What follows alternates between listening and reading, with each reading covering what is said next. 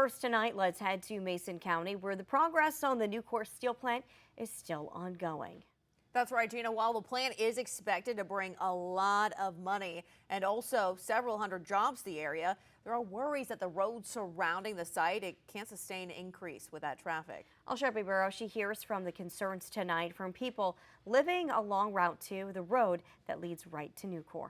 We don't understand how this is not a priority, especially with the Nucor. Roads continue to fall further into disrepair as traffic continues to get heavier. Route 2, going to Huntington and from Huntington, has been an issue for years.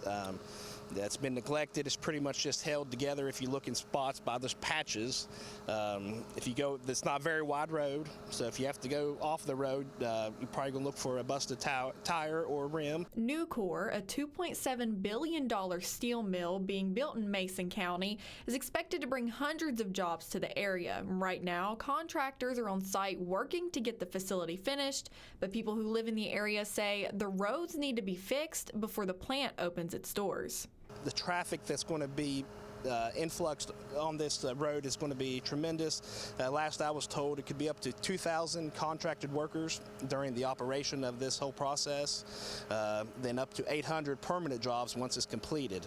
So when you're looking at the amount of semis have, 5-10 times double just within the year or so. President of the Mason County Board of Education, Jared Billings, has been working to get into contact with state officials to make this stretch of road a top priority to repair.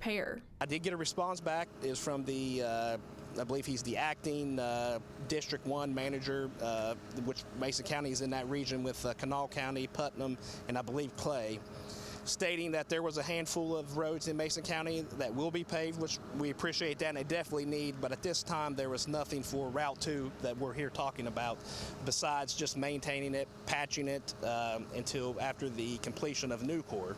Billings says he believes this road needs more than just patching.